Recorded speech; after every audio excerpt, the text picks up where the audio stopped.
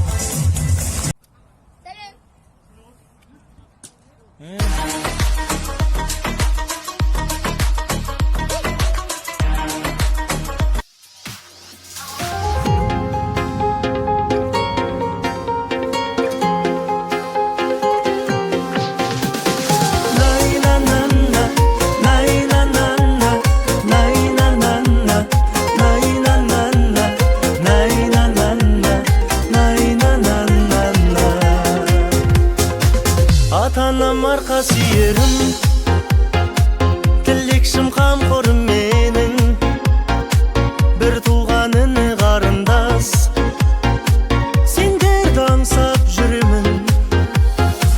Отбасым ол қызым жарым, сендерге арналған барым, гүлденер думанды бағым, сендер деп атады таңым. Өз үйім ошағым